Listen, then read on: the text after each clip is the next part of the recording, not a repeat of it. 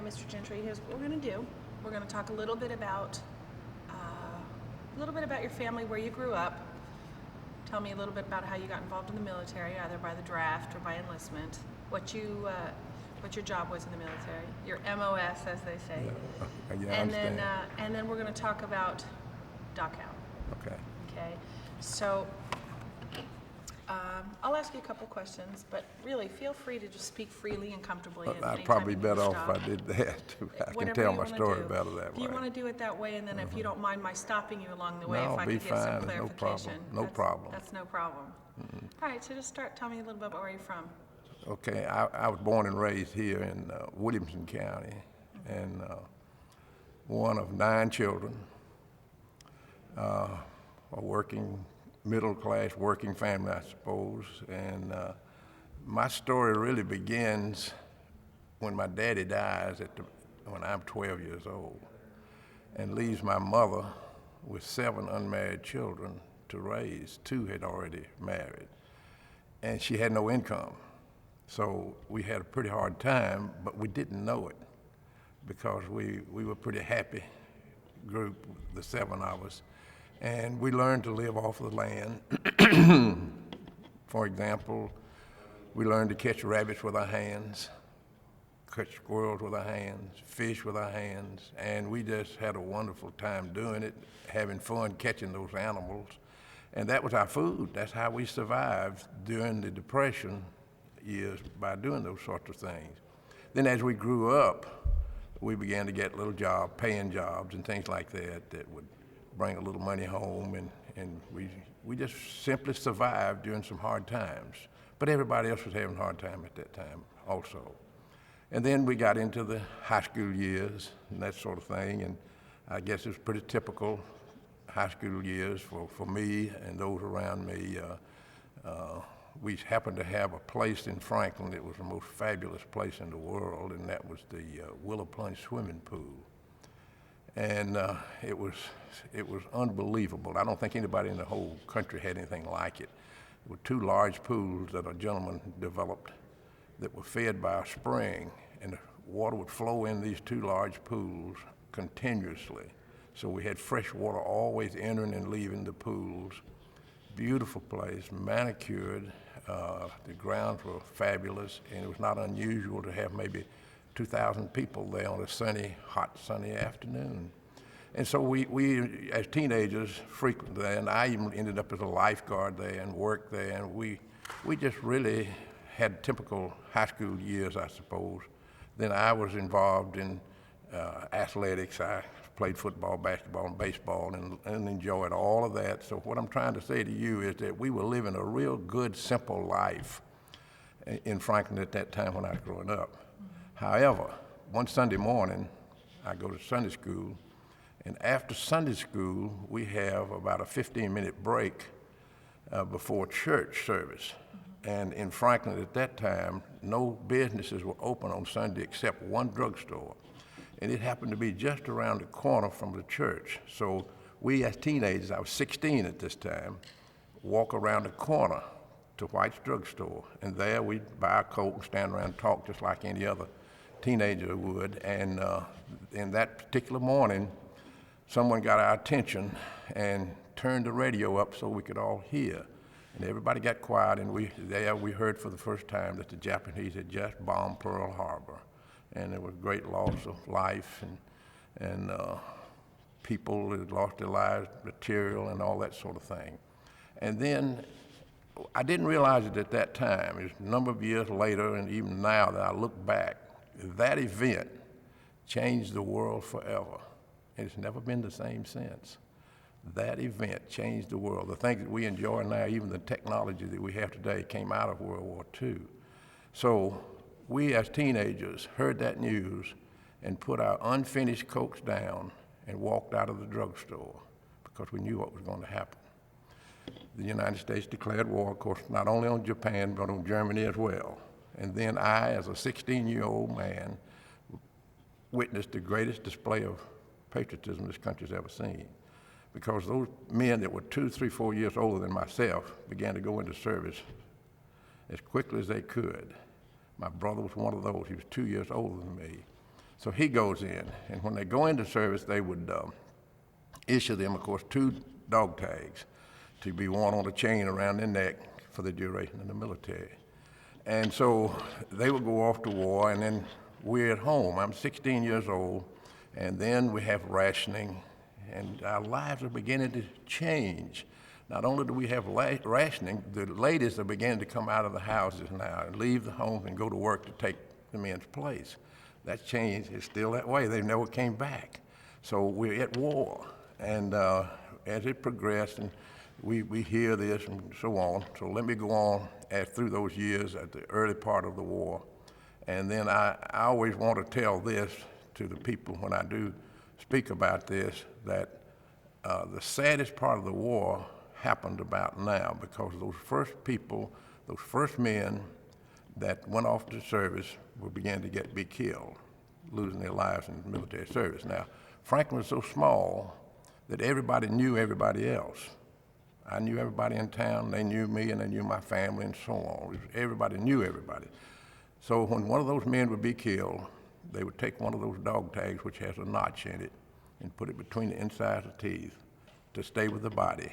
And then the other tag was used for information to identify the body and to send a telegram home to the nearest of kin, which was usually the mother. Now, when all of them left and went into service, they would put a blue star in the window to represent that person. And I recall the first telegram that I saw come up our street, and the people that would be out sweeping the street or they're raking in the yard, they'd see the man coming, and he would on a bicycle, and he was pedal ever so slowly. And we knew what he had. Everybody knew that somebody they knew had been killed, but they didn't know who it was. Now, we had a blue star in our window, and those that had blue stars would pray, please don't stop here, please don't stop here. And that particular day, that first one that I saw, he did not stop at our house. He went one house past ours, turned right. I remember the street is on Margin Street down to Cummings, and we saw him stop at the Terry house. Then we knew that Mac had been killed. And wasn't too long after that, he came up our street again, and this time he did stop at our house. Then I knew my brother, David, had been killed in service. Well, now it's about my time to go into service. And so when I go in, the war had been going on for 2 years. Now I'm 18, and now I didn't pick out a very good time to go into service because I had volunteered for the Air Force. And I passed all the tests except one that I thought would be easy. I didn't pass the physical. And the reason I didn't pass the physical, I was colorblind and didn't know it. So they turned me down. So I ended up going in the Army. And the reason that I say it's not a good time is they didn't need anybody in any other branches of the service. They needed foot soldiers. So that's where I ended up as a foot soldier and go off to basic training and go through all the training. Now, we were supposed to have 16 weeks of basic training. But for some reason, we didn't know at the time, we know now, they stopped us after 12 weeks and said, pack your gear. And they put us on a train and shipped us to New York. Now, I had never really been out of the state of Tennessee before in my life. And as I said, World War II changed the world because those people like me were scattered out all over the world and still there. We had never been anywhere before. And so they shipped us to New York and put us on a troop ship, 10,000 foot soldiers. And so we sailed the Atlantic.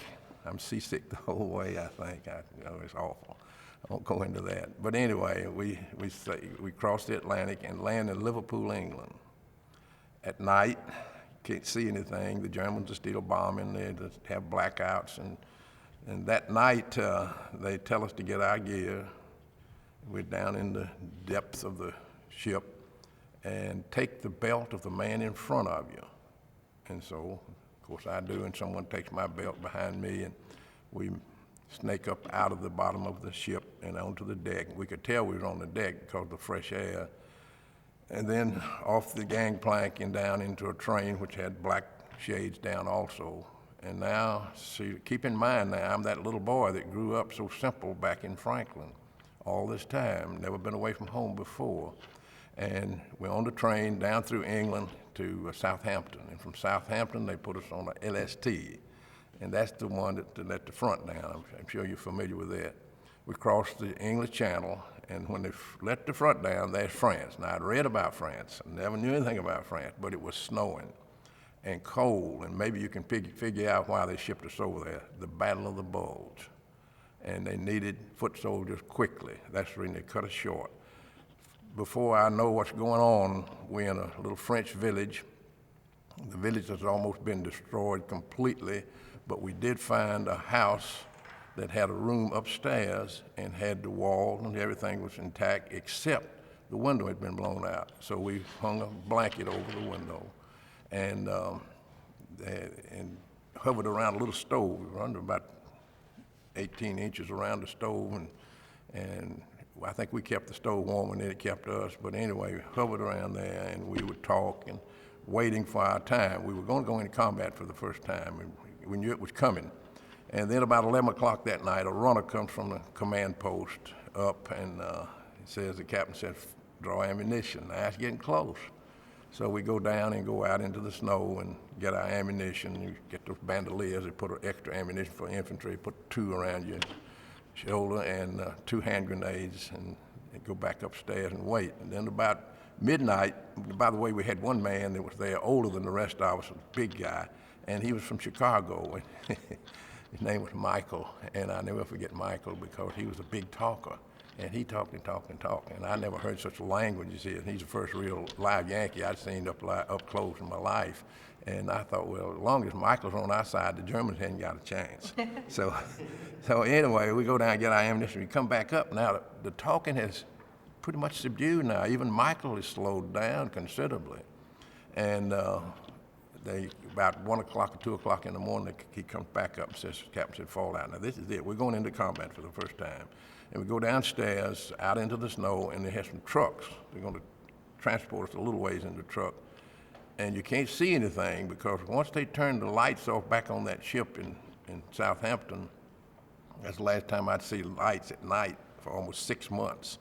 So we get in the back of the truck, and they pull the tarpaulin down. Now it's total darkness. And there I am, and so fear sets in for the first time. Fear of the unknown. I couldn't see, didn't know where I was, didn't know where I was going, didn't know whether I was going to live 5 minutes or 5 days or what. And so I began to pray, and I prayed, God, please take care of me. Please take care of me. I just repeated it over and over. And during that period of time, it was so quiet in there, you could hear the others breathing, and I'm sure they could hear me breathing. Michael prays out loud, and he asked, take care of him also. So it meant that he was no different than the rest of us. Anyway, I'm going to get on to your story here in just a few minutes. Then we dig into the mountains, and we spend a lot of time in the snow, and artillery is fired onto us and that sort of thing. And it wasn't too bad, really, because they were hitting the trees above us, and we dug in pretty good at that time. We were trying to keep from freezing to death, though. Okay, we're there for about 3 weeks. Then we jump off. That means we attack. We go across over to their side, and the Germans begin to fall back. And let me describe maybe one situation for you. There were 13 of these that I could describe to you, but there's one of them that I will describe so you'll know what I'm going to get to in a few minutes. We walk 5 yards apart, and if we don't meet any resistance, we just continue to walk. Well, that day we walked all day. Now, you can't stop. You say, well, I'm hungry. You have to eat while you're walking. I need to go to the bathroom. They don't call time out in war.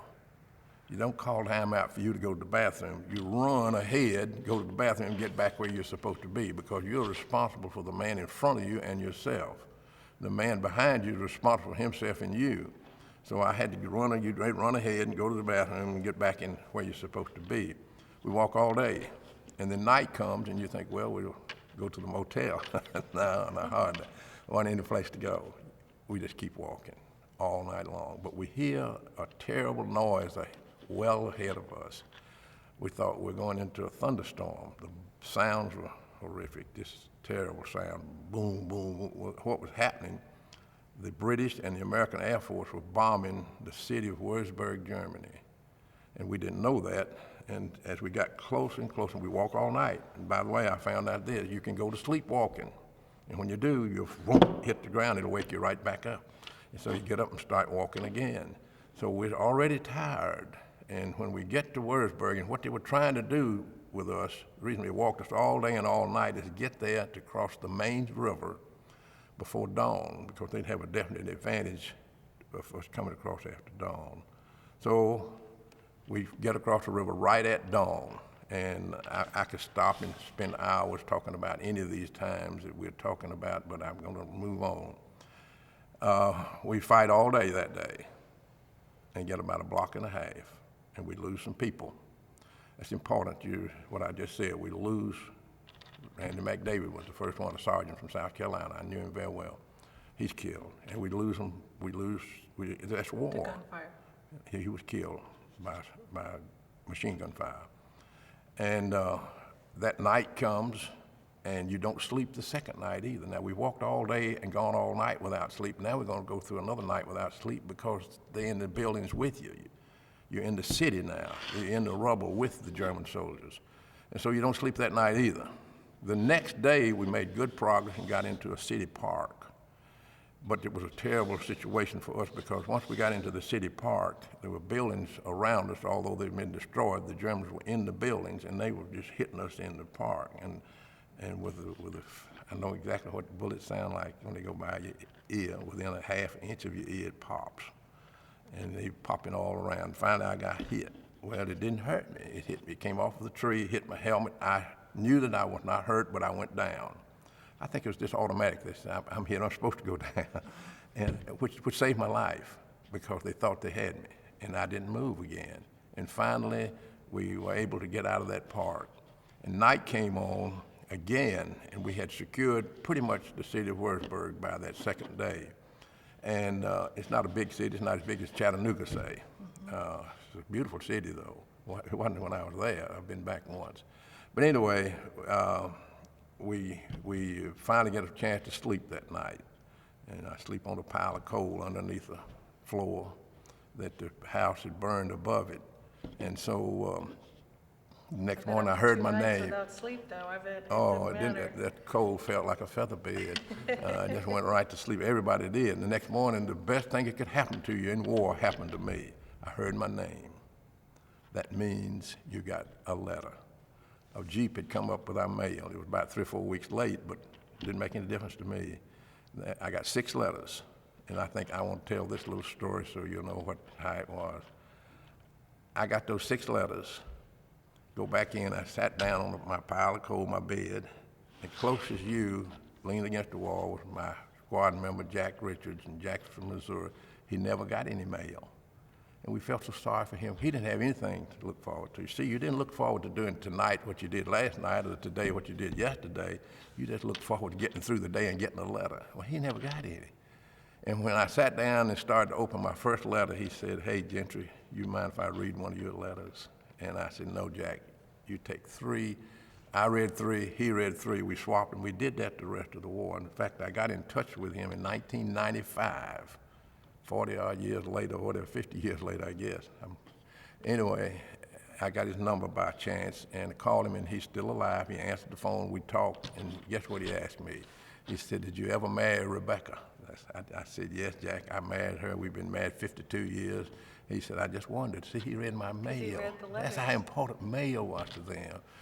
To us at that time, and to him, just to read mine, it carried him through the rest of the war. And so we go on, and we finally secure the suburbs of Würzburg. And now I'm going to go pretty quickly now and get to where we want to go.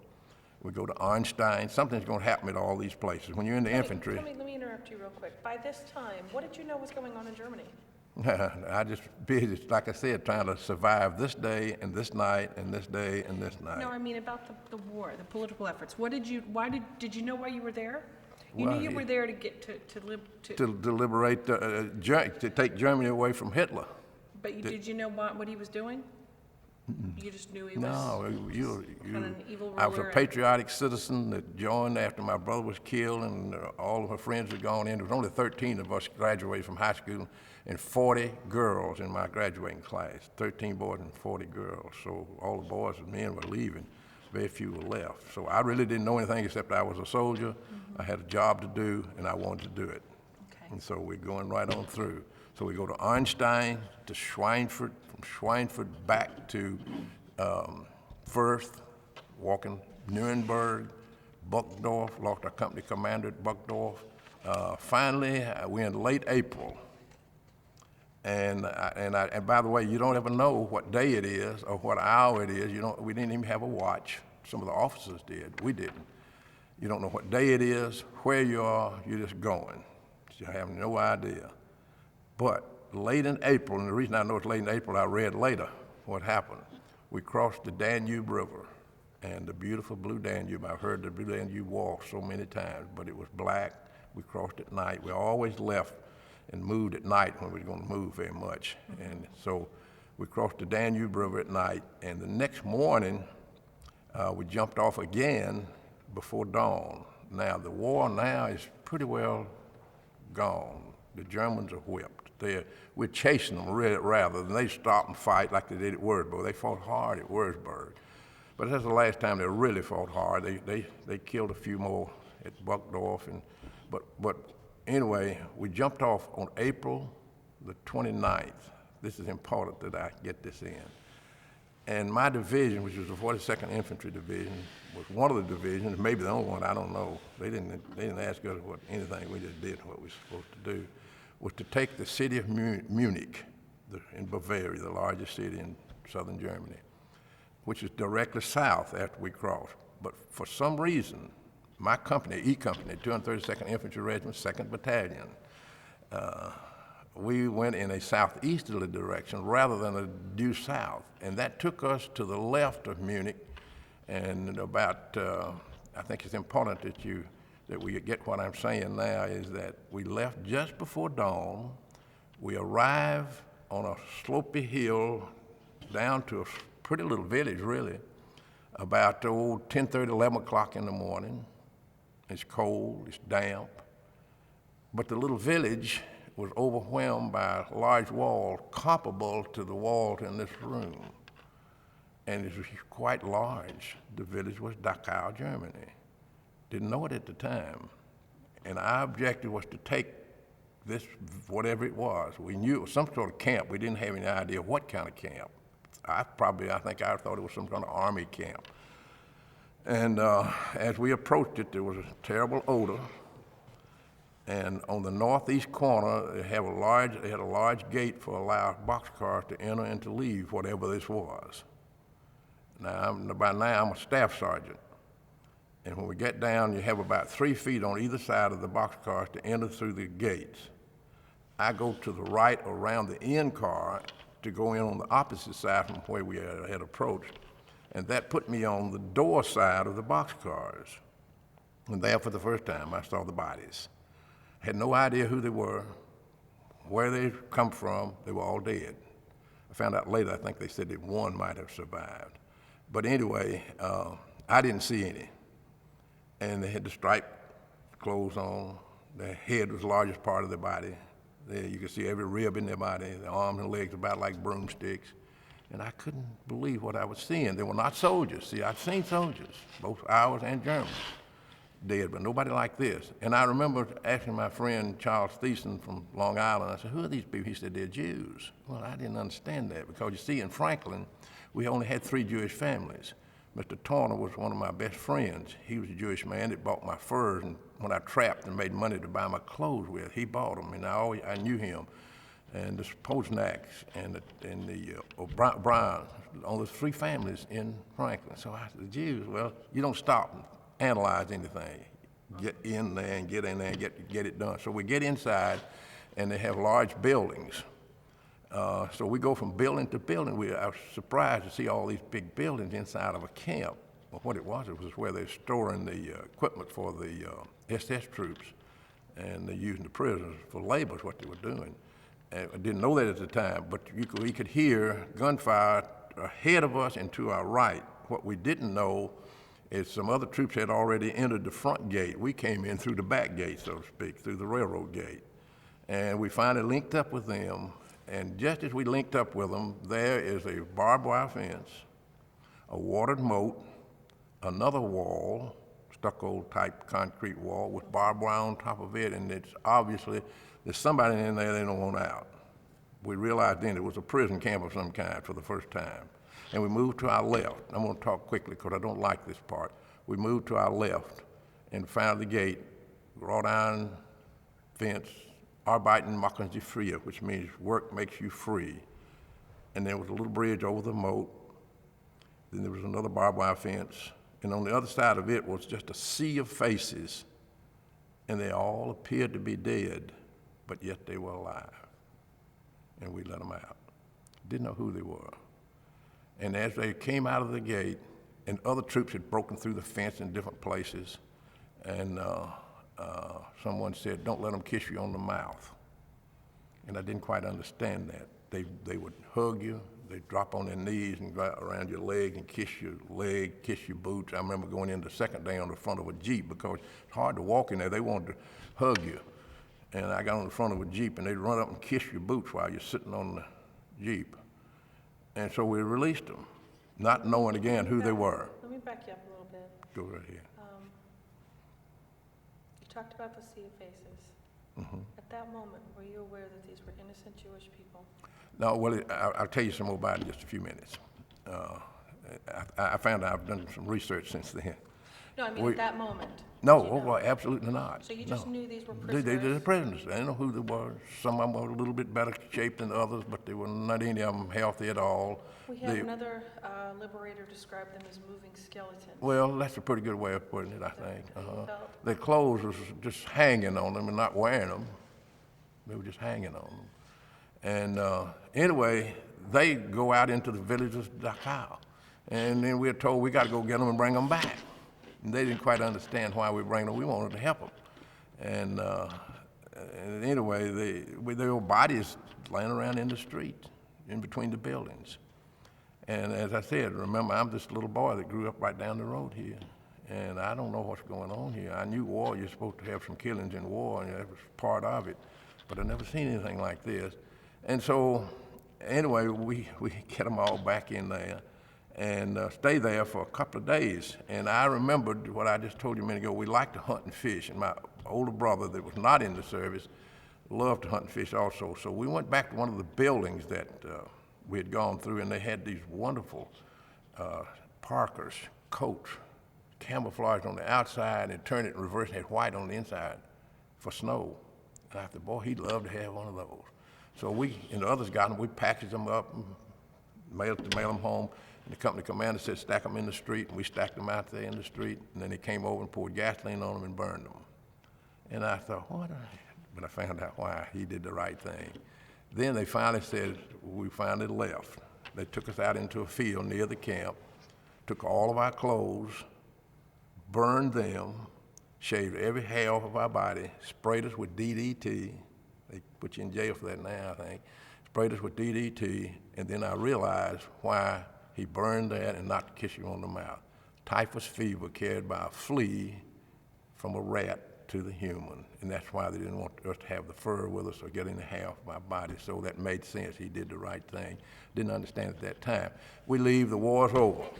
What I will ask you to do, if you don't mind, and this is just off the record even, part of the exhibit that we really want is we're looking long-term as well as short-term, and we really want people that look at this maybe in 20 and 30 years to actually see the handwriting and the pictures and the story of an actual liberator and survivor. So before you leave, I would like, if it's okay with you, I'll give you a pen. If you could write a statement of some sort. I know you put on here you're willing to tell your entire story, and I want that, and of course it's being taped and videotaped.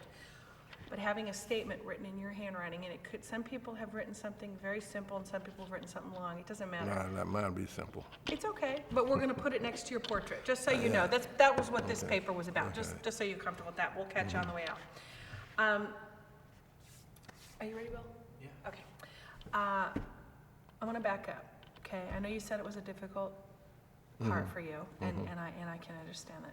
It's equally difficult to hear.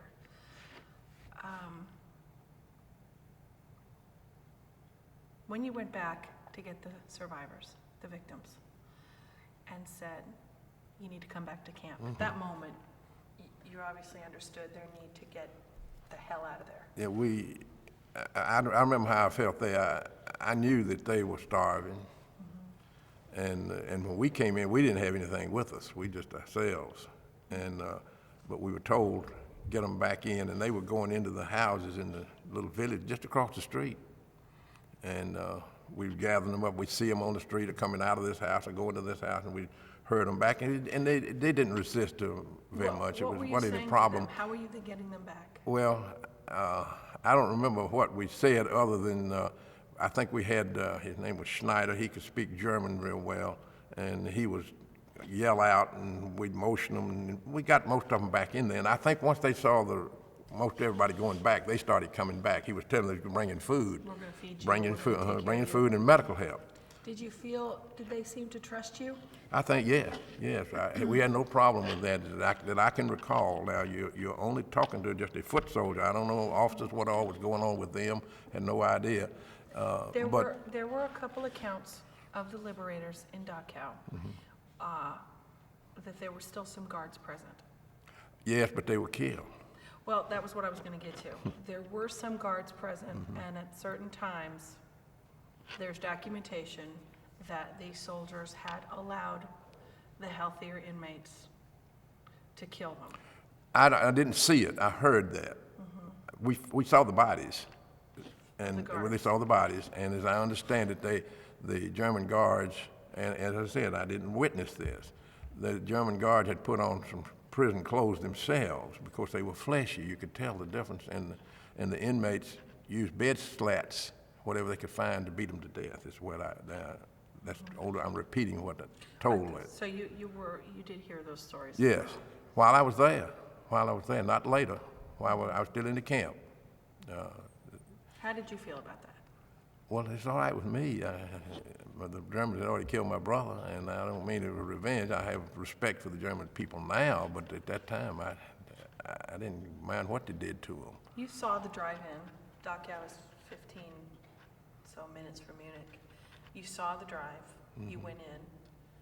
Were you shocked to find that there were homes and communities all around that wall?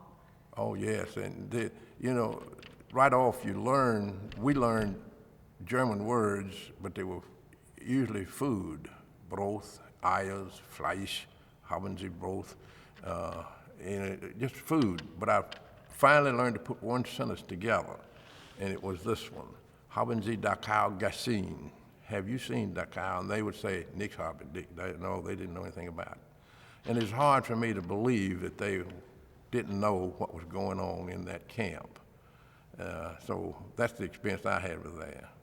And they moved us out. Now, I've got a lot more story to tell you. That's not the end of the story okay. by a long I shot. want to stop you in those areas that I want a little Oh, clearer. that's okay, but I got a lot of stories Oh, left. I know, and believe me, we got time.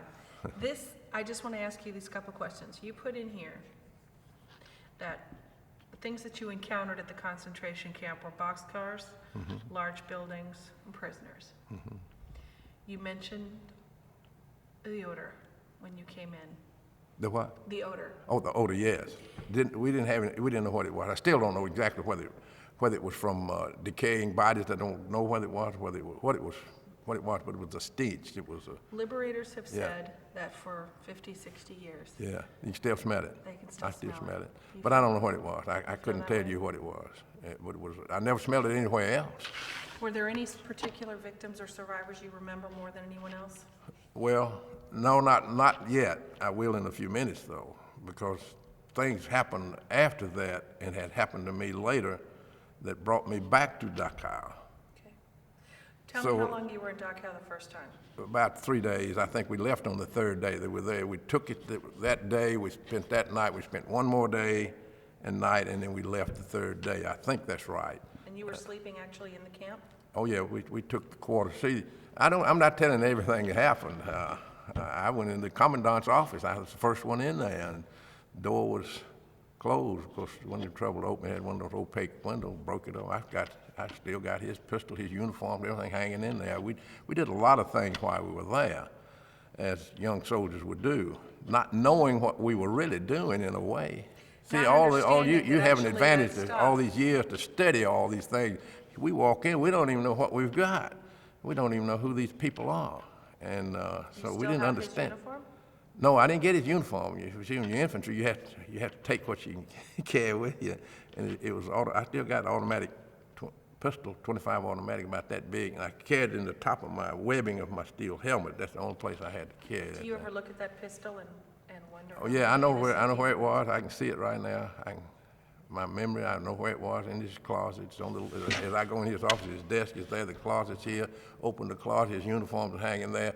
And I happened to look up on the wire, and I saw, he had a cap up there. And I looked up and over to the right, I just barely see a little piece of leather, and I reached up there, this pistol. When you look at the pistol now or years later? Well, I don't look at it much now. I got it put away. Well, what do you do? Well, let me go on and tell the rest of my story, and you'll find out why I don't do these things. War ends, I come home. War ended right after that. How long? Oh, that was 29th of April, last part of April when I was there, and the war ended in May, about a week, 10 days later. I go in the Army of Occupation in Austria for a while. I was sent once to Genoa, Italy on special assignment to make sure that the wheat and flour that was shipped into Genoa got to Vienna, Austria, and the reason they sent me down there was some troops and live ammunition. See, you turn your ammunition in. But we were reissued ammunition, and I didn't understand. The company commander said that the Russians are taking our boxcars off the train, sidetracking them, and stealing our wheat and flour. So you have to go down there and make sure that they don't do that and get the wheat to Vienna. Now, the reason I'm telling you this is while I'm in Genoa, in the Grand Principe Hotel, where I was there, it was in the British zone, but my troops were there with me, and there was a gentleman there from Burbank, California, and he saw me. Huh? My hometown. Is it? Well, I'll tell you, all I know is what he told me. He hollered at me and said, "Hey, GI," and he came over, we started talking. He's from Burbank. He was not in uniform. He was bloated. His stomach's way out here. He wasn't a very big man. His name was Joey Brown. Well, it was a comedian once called Joey Brown. Big mouth, I remember that. And I thought, well, that's strange that he has the same name. He said he was at Dachau. And I said, oh, we live. He said, I know.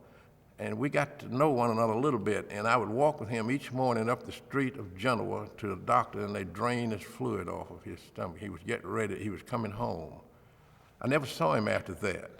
That's the first time I ran across anybody that said they were there. And he said he was an American in there, and I've never heard anything since then about that. But that's the interesting little story that I ran across him in Genoa, Italy. Now, let me come back. He was an American. Yeah, he was an American. And he was a political prisoner, he said. He was put in there as a political prisoner. He was caught in Germany and put in Dachau. That's what he said. That's all I know. Now, I come home, and when I do talk about this, I start my talks by doing this. I say, everybody has a story to tell, and those stories are based on actual experiences. And I consider myself during World War II as just an average, normal foot soldier. I consider myself as having average, normal experiences with the exception of one. And the one was Dachau. It was so horrible that I didn't want to talk about it anymore. So I put it away, and I felt that if I didn't talk about it, it would go away. Of course, it didn't. Then 40 years later, I was teaching and coaching at Brentwood Academy right down the street here. And I got a phone call from a nice lady. And she asked me, went through, were you in the 42nd Division? Yes, ma'am. Were you in the E Company, 232nd Infantry Regiment? I knew she had something on me. And I said, yes, ma'am. She said, would you be willing then? Then she told me, she said, you were at Dachau then. And I said, yes, ma'am. I didn't want to say that. I wanted to tell her I wasn't. Because, see, I never talked about it for 40 years. And so she said, would you be willing to face audiences? And I said, no. That's why I closed my eyes a minute ago. I don't want to do it. And I refused to do it. So she said, well, I understand. She sent the next day she calls back and said, would you tape record it? And I agreed to do that, and it was tape recorded by a Jewish group in Nashville. I don't remember who it was now, but I'll give you some more information in a minute. And then about a week later, I get a phone call. This time it's a man's voice. And I knew he was from somewhere in the eastern parts of Europe. I could almost tell you he's from Romania or somewhere over in, I don't know where exactly where he's from, but, and you probably know his name, Mr. Irvin Lamore. He introduced himself. And he said, I understand you don't want to talk about it. And I said, that's right. And so he came, he said, well, I just want to come out and shake your hand. So Mr. Lamore came out, and I met him for the first time. He didn't know me, and I didn't know him. And when he got out of the car, and I go up to greet him, we hugged one another, and both of us cried. And I thought, why am I crying? And I realized then that we knew the same things, and we had the same emotions.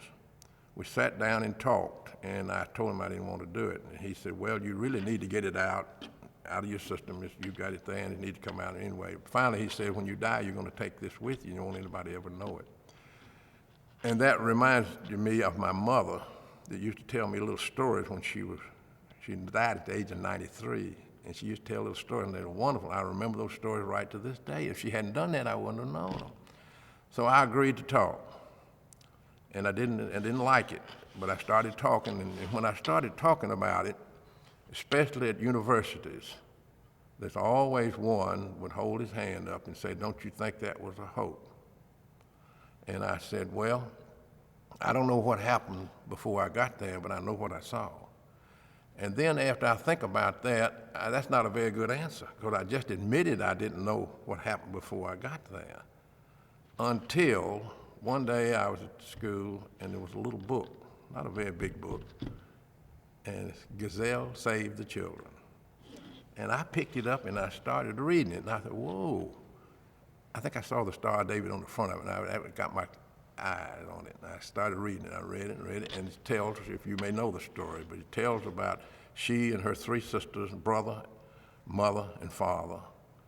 I think they were from Romania, and how the Germans came and took them away, took them to Oxford, to Dachau, and they took the son and the father away. And then when they separated the mother from the girls, she said, Gazelle Save the Children. That's where the book title comes from. Then her book tells how they were able to survive all the camps that they were in by appeasing the Germans one way or another. Either they would scrub the floors or cook or clean up or do whatever they needed to do to survive. But the Russian army began to push from the east and the Allies from the west. And as the time goes on, she tells how they were put in the boxcars again and moved to a new camp, and then to a new camp. And then finally, with the British, Americans, and French coming from one side and the Russians from the other side, she realized there wasn't much room left. And then she says that the last time they put them in the boxcars, she says, this is our last time. They won't move us again. They'll kill us this time. And so she tells about arriving at a camp about 6:30, 7 o'clock in the morning, right after dawn. Do you remember when I said a while ago we jumped off just before dawn? She arrived right after dawn, and she peeps out the crack, and it says Dachau. This is the same day that we came.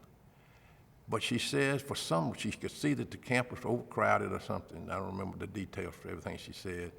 But she said they brought the train back out of Dachau and sidetracked it several kilometers away to allow another train to come into Dachau loaded with men and boys. Mm-hmm. And in her book, I think she says hopes that her brother might have been on there. You can't communicate with them. And then the next day, after they pulled the train out of Dachau, the buildings around her train began to blow up. And the German guard jumped down and run away. And I'm making it short here. And finally, she says that she looks out and she sees a star with a circle on that U.S. Army. And she said, oh, thank God the Americans are here. And I like to tell this little bit of something. It's sort of humorous. She says this American soldier comes up to their car, unlocks the door, pushes it open, and puts his head inside and says, in a southern drawl, y'all come on out, you're free. Y-A-L-L. He was from the South somewhere. He said, y'all come on out, you're free. She gets out. She says she goes over to this officer, American officer, and said, do you know anything about the train that went through yesterday? And he said, yes, they were all killed. I understand there might have been one that survived or two, I don't know. So the reason I want to say that is that what she says in her book and what I saw dovetails. Had we gotten there an hour, a couple of hours earlier, we could have saved the men and the boys. But if we gotten there a day later, they might have brought the women back in. So now when I talk, I can say, yes, there was a Holocaust. I know now. By reading her book and what I saw, it all meshes together. So I don't have any problem now with facing an audience and saying, yes, it happened. How do you feel about that part that you just mentioned, being a day late or a day early? Well, of course, you wish you could have been a day earlier. I could wish we could have gotten there the day before, because those bodies were still warm. They just killed them that morning. They knew we were in, they had to know that we were foot soldiers, and they could tell from their intelligence and so on. We were just a few miles away. Not knowing where we were going, not knowing what was happening. And I ran into Marcus Orr. That's the name. He's not living now. He was one of the first to enter. He entered Dachau by mistake. He was an American officer. He was with the company, the division commander. He was up there with a big man in a Jeep, and he didn't have the commander with him then, but they drove into Dachau, and they opened fire on him, and he got hit, and he was paralyzed from the waist down when he went in. So I met him. He lived in Memphis. He's not living now. They named a camp, Camp Marcus Orr, in his honor. But see, all these little bits I've put together over the years that makes me feel like I know what happened before we got there. And then walk into that situation and remind you again, the little simple life that we live back here. I couldn't imagine anybody would do anything like that to some other group of people. And to grow up not hating anybody, loving everybody, knew everybody, came from a big family that we shared and so on, and then find a situation like that. How do you explain that kind of hate to yourself or your Well, I do it like this. I was born and raised in or around, not in Franklin all the time, I lived outside some. But that could have happened, in my opinion, to the black people in the South at one time. It doesn't have to be the South necessarily, but it could have happened. Because I remember the black people lived, my best friend growing up was Tig Pointer. He lived down across the railroad tracks. I think I put it in my book, wherever it is here. He was my best friend, a black boy. And they lived down across the railroad tracks from where we lived. And we didn't have any money, we were renters, but we were friends. And if someone had come down there and taken a black family away, I don't think anybody would have thought anything about it.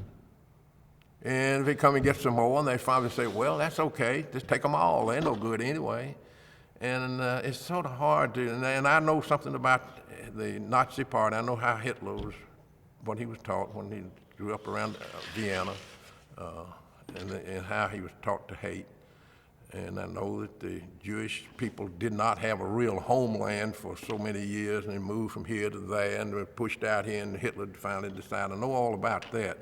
But I just have a hard time thinking that about anybody, the Iraqi people right now. There's got to be good Iraqi people. They're not all like Saddam Hussein. And so, I don't know. I try to be level-headed about those sorts of things. But anyway, they did make that impression on me, and it's just something that I just happened to be there. When you remember Dachau, what do you remember the most? Well, I think I remember the smell and those people looking through the fence. They were not, at first they were not even hilarious. They were not yelling and screaming. Oh boy, they were stunned, I think. They didn't know what was going on themselves. And I certainly didn't know what was going on. I don't know how to explain that, but I do remember those faces, and I would get emotional when I first started talking about it. I still do sometimes, but I try to look away from people. When I see an audience, I close my eyes, because those faces in the audience remind me of the faces that I saw. So I close my eyes. I was up at Pigeon Forge making a talk before an audience up there, and I thought, oh, how am I going to get through this? Sometimes I used to skip it, and I just looked up and closed my eyes, and I went right through. The audience was down here. So it's the faces probably had more to do with anything than their eyes. You can see a body can change, but the eyes don't change much, but they tell you a story. And their eyes tell me that they've just been through a horror. And I didn't understand it then. But now I've gotten older and I can look back and I understand some of those things. Now that's pretty much what I had to say. I don't know whether it's enough for you or what you wanted or not. It was wonderful. I'm sorry I had to stop you so many times. And that's all right, that's all right. Areas I